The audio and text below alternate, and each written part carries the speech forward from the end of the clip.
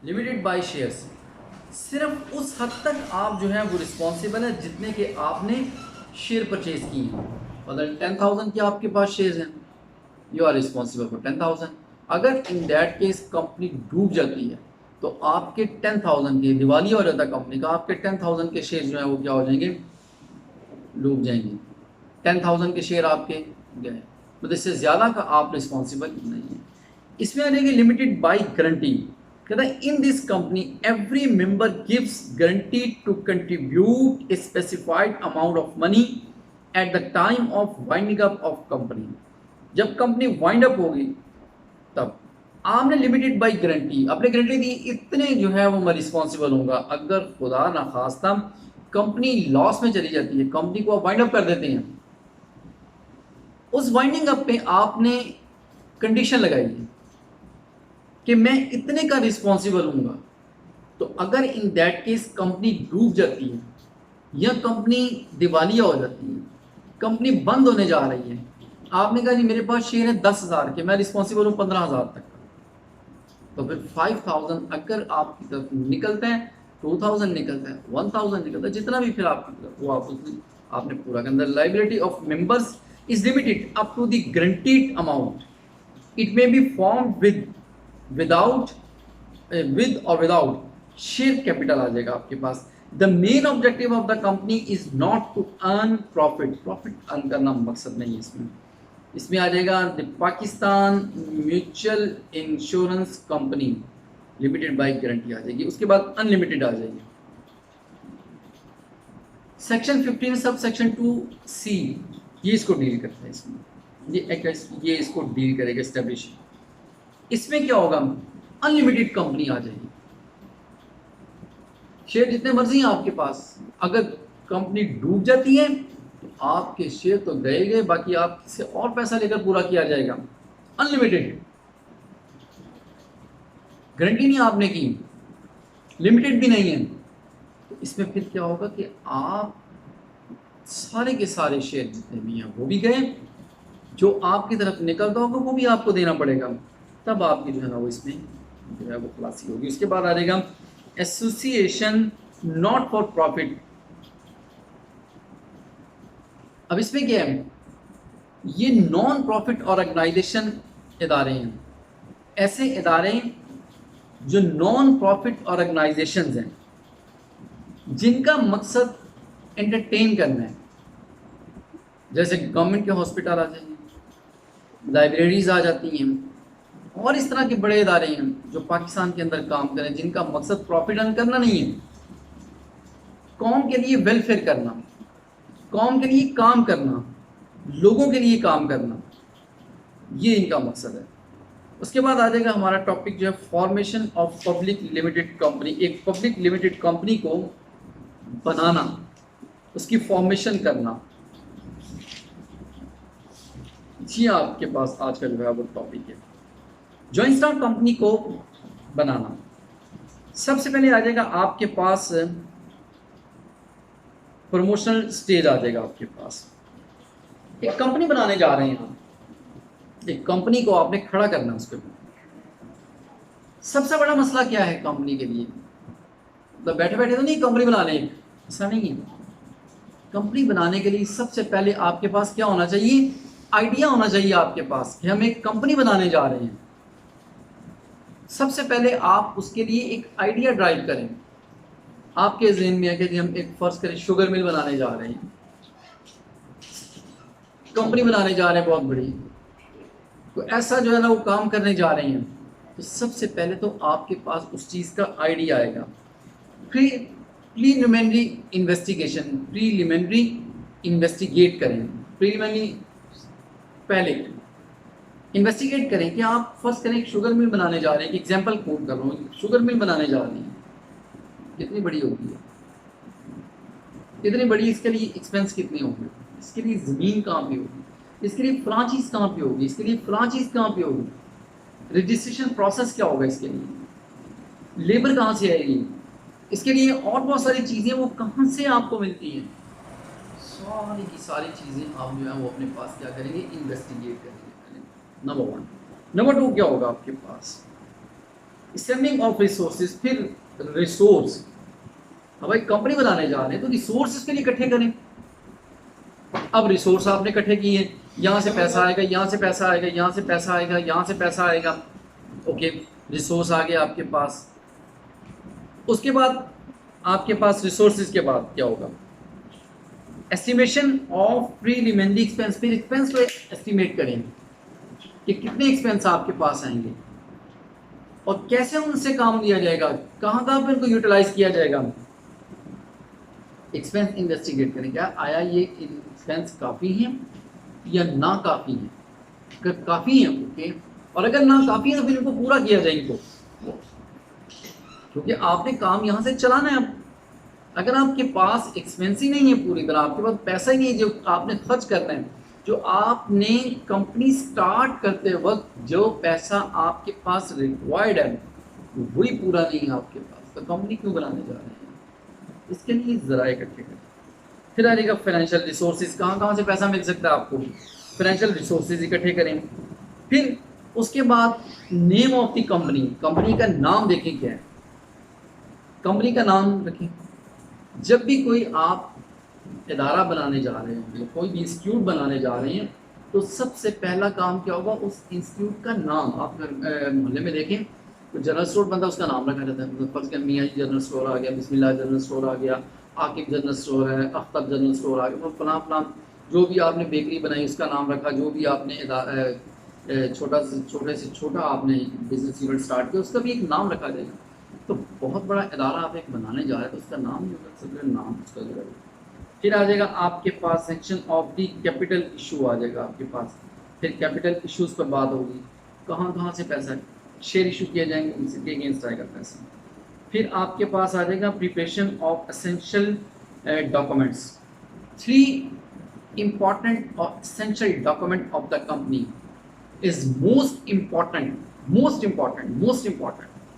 पहला प्रॉस्पेक्टस आपके पास एक, number 3, number 2 article, number 1 memorandum.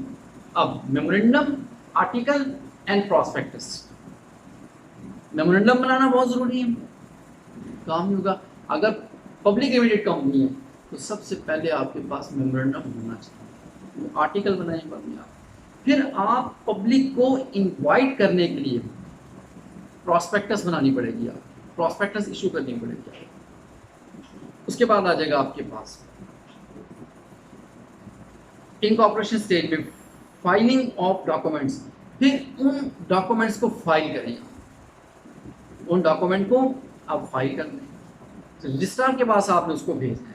Number 2 payment of the registration fee, आप रजिस्टर करवाने जा रहे हैं इदारे को, पब्लिक लिमिटेड कंपनी है उसको आपने, या जॉइंट स्टॉक कंपनी है आपके पास, उसको आप रजिस्टर्ड करवाने जा रहे हैं, उसको बनाएंगे, उसको रजिस्टर करवाएंगे, उसमें आप पेमेंट ऑफ रजिस्ट्रेशन फ़ी आ जाएगी। फिर आपके पास सर्टिफिकेशन ऑफ इनकॉर्पोरेशन, अगर वो मुतमईन है तो आपको क्या करेगा, इनकॉर्पोरेशन जो है वो सर्टिफिकेट ऑफ इनकॉर्पोरेशन दे दिया जाएगा, ओके।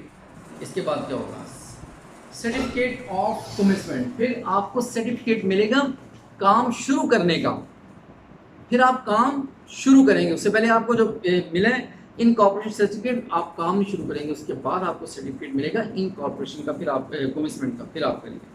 फिर आ जाएगा आपके पास अरेंजमेंट ऑफ कैपिटल, पैसे का आप अरेंज करें, अब काम मिल गया, अब अरेंजमेंट करें आप। उसके बाद आ जाएगा आपके पास इंश्योरेंस, इशुएंस ऑफ प्रॉस्पेक्टस। अब पब्लिक से पैसा इकट्ठा करना है, पब्लिक से पैसा इकट्ठा करना है आपने, पब्लिक से पैसा इकट्ठा करना आपने। तो पब्लिक से पैसा इकट्ठा करने के लिए क्या करेंगे आप, पब्लिक से पैसा इकट्ठा करने के लिए आप issuance of prospectus, prospectus basically लोगों को इनवाइट करते हैं कि आकर वो हमारी कंपनी में इन्वेस्टमेंट करें, ये पब्लिक को इनवाइट करने के लिए। मतलब प्रॉस्पेक्टस आपने कॉलेज की देखी है, आपने कॉलेज में एडमिशन लेती है, यूनिवर्सिटीज़ में जाते हैं, उनकी प्रॉस्पेक्टस मिलती है। प्रॉस्पेक्टस के अंदर क्या होता है, ये बताया जाता है हमारा इदारा इतने साल से काम कर रहा है, हमारे पास जो है वो स्टाफ इतना कैपेबल है, हमारे पास स्टाफ, हमारे पास जो है ना वो इतने टीचर्स हैं जो इस डिपार्टमेंट के हैं, HOD हमारे पास ये हैं, इनका एक्सपीरियंस ये है, फलां जगह से पढ़ के डिग्रीज उनकी ये हैं सारी की सारी। फिर साहब का रिकॉर्ड अपना उसके अंदर बताया जाता है, उस इदारे का कि ये किस तरह बना इदारा, इदारे की अपनी क्या कारकर्दगी है वो बताई जाती है, टीचर्स की कारकर्दगी इसके अंदर बताई जाती है। तो ये सारी की सारी लोगों को बाइस। फिर अगर हमारे इदारे में प्राइज़ को मिले हैं, तो स्टूडेंट जो प्राइज़ उनको शॉप किया जाता है उसके अंदर, हमारे टूर हुए उनको टूर्स को जो है उसके अंदर जो है ना वो डिस्कस किया जाता है। कुछ और अगर कोई एक्स्ट्रा ऑर्डनरी कुछ चीज़ है तो वो प्रॉस्पेक्टस के अंदर शो की जाती है। इसी तरह अगर कंपनी की प्रॉस्पेक्टस होगी तो उसके अंदर भी ये चीज़ें सारी की सारी शो की जाएंगी, उनको बताया जाएगा। उसके बाद आ जाता है आपके पास मिनिमम सब्सक्रिप्शन, कितना पैसा कम से कम इकट्ठा होगा तो आप काम शुरू करेंगे। तो फर्ज कर रहे हैं, इसमें एज्यूम कर लेते हैं, फर्ज करिए आप 10 लाख मिनिमम सब्सक्रिप्शन है, तो जब तक 10 लाख इकट्ठा नहीं हो जाता आप काम नहीं शुरू कर सकते। कम से कम 10 लाख आपके पास होना चाहिए। अगर आप 10 लाख पब्लिक से इकट्ठा कर लेते हैं तो फिर आप काम शुरू कर सकते हैं। लेकिन अगर पब्लिक से 10 लाख इकट्ठा ही नहीं हो रहा आपको, तो फिर आप काम, उसके लिए एक और तरीका, उसके लिए आपके पास अंडर राइटर है। अब अंडर राइटर क्या है?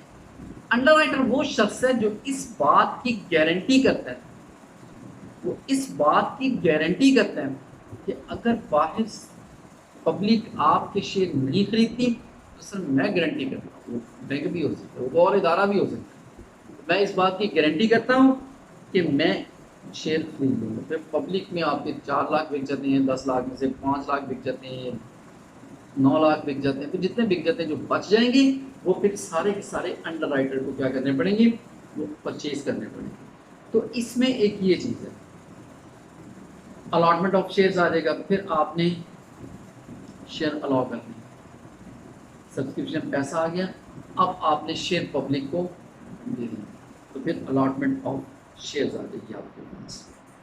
उसके बाद आ जाएगा आपके पास what is the meaning of share किसे कहते हैं, what is the meaning of share किसे कहते हैं जी। शेयर से मुराद क्या है? The registered capital of a company is divided into small units is called shares। सबसे पहले तो शेयर्स का पता होना चाहिए ना। शेयर को मैं अक्सर स्टूडेंट से बताऊँ शेयर क्या होगा, था कि शेयर जो है वो स्टॉक एक्सचेंज में मिल जाते हैं, बाइक से भी मिल जाएंगे, हमें तो बेच रहा होगा हमारा दोस्त हमसे, तो बस शेयर होते ही क्या, बट यही नहीं पता किसी को शेयर। अगर आप में से किसी को पता होगा तो वो आप आगे उसको डिफाइन करें। कंपनी का रजिस्टर्ड कैपिटल, जिससे कंपनी रजिस्टर्ड हुई है, नॉमिनल कैपिटल, अथॉराइज्ड कैपिटल, जिससे कंपनी को काम करने की अथॉरिटी मिली है, रजिस्टर्ड कैपिटल, जितने से आपकी कंपनी रजिस्टर्ड हुई। Registered capital of the company is divided into small units. जो रजिस्टर्ड कैपिटल उसको छोटे छोटे पार्ट्स में तकसीम करें, छोटे यूनिट मिलते हैं, छोटे यूनिट में उसको डिवाइड करें आप कि आप इजीली पब्लिक उसको खरीद सकती है। अगर उसको पब्लिक खरीद सकती है, छोटे छोटे पार्ट्स में अगर पब्लिक खरीद सकती है उसको आसानी के साथ, इतने यूनिट में उसको जो है ना वो इतने प्राइस में उसको जो क्या करें, इतनी डिस्ट्रीब्यूट करें। तो आप 2000 का शेयर बनाने को खरीदे ही ना, फर्ज करें तो 1000 का ही ना खरीदे, फर्ज करें। तो कंपनी क्या करती है, उसको छोटे छोटे हिस्से में तकसीम करती है ताकि हर शख्स आसानी के साथ उसमें क्या करें, उसको खरीद सके। उसके बाद आ जाएगा आपके पास क्लासिफिकेशन ऑफ शेयर्स आ जाएगा, यानी classes of shares, kinds of shares आ जाएगा आपके पास। ये टॉपिक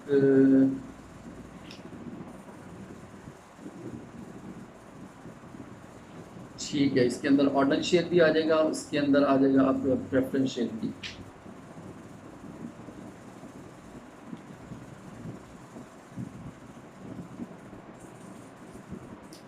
कल आ जाएगा आपके पास क्लासेस ऑफ शेयर्स में काइंड्स ऑफ शेयर। सबसे पहले आ जाएगा आपके पास अब preference shares. What is the mean of preference shares किसे कहते हैं? अब ये प्रेफरेंस शेयर जो है वो अब ख़त्म कर देंगे तकरीबन 1981 के बाद आहिस्ता आहिस्ता इनको जो है ना वाइंड अब ऑर्डर शेयर ज़्यादा जो है ना वो यूज़ हो रहे हैं. These are the shares whose holder have professional. चलिए इसको नेक्स्ट टाइम डिस्कस करेंगे इंशाल्लाह शेयर्स की बात के अंदर. आज का टॉपिक आपका तकरीबन जो है ना वो शेयर्स, और नेक्स्ट टाइम हम डिस्कस करेंगे क्लासेस ऑफ शेयर्स से क्या हुआ. Thank you very much.